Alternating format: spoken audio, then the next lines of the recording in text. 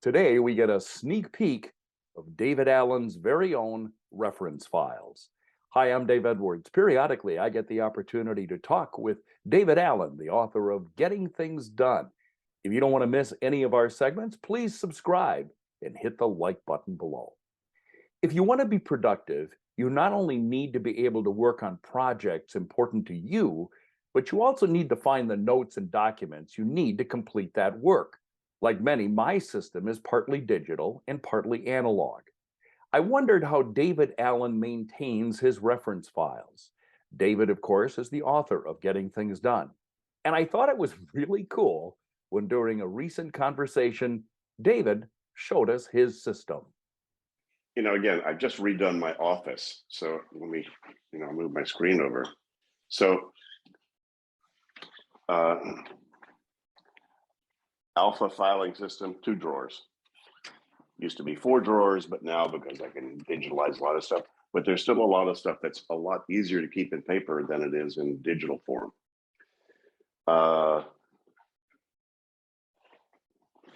My contracts with my publisher, Penguin, right? If somebody asked me about that, I guarantee you that it's a lot easier to pull out this file and look through it than it is to try to look through it digitally. Yeah. What else is here? We've got a long-term healthcare policy with Prudential, and what am I going to do? File what this is in some digital form? I don't think so. It changes every year anyway, so I just throw it out. So, and passport, I still keep, my sort of the expenses for my 2 companies here. It's a lot easier to keep this in paper form because my accountants here often ask, David, where was that? And do you have a copy of that? I guarantee you this is a whole lot easier to use than to try to surf the computer for it. So there are certain things that are still, again, much less than it ever used to be, because again, a lot of stuff is in PDF form. But my limitation is how much room do I have? Basically, yeah. And it's much like, yeah, move into a sailboat and force you to decide how much you think you want to keep, in that way. So, for instance, how long do you keep financial files? Well, you need to do a records retention timetable to see, how many things you really need to keep in case the IRS or whatever your local, tax people, if they ever come after you for any reason, how many of those things do you need to keep? And, again, that's a lot easier to have in paper-based form. I've still got versions of it in PDF form, but even when I was not doing much of that these days, but meeting with clients or meeting with people or whatever, it's a whole lot easier to have a folder with the 6 or 7 or 10 or 12 documents relative to our conversations going up to that meeting, as well as their contract and so forth, than to try to sit there with a computer and try to find all that stuff at once. So it's a lot easier.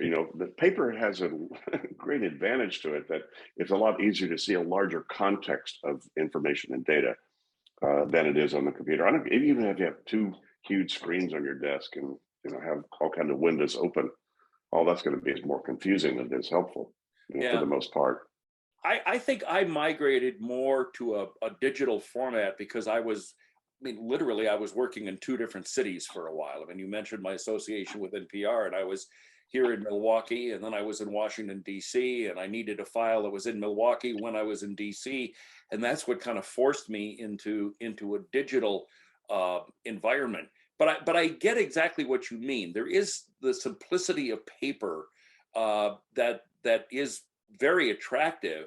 Outside of the location problem, I think I would much prefer paper. I'm actually more surprised that those are the only files you have. I'd be embarrassed to show you my 2 big file cabinets right now. There's nothing wrong with that. That's just space issue. Right. Come on. So what? Just buy another apartment or buy another house and keep as much as you want.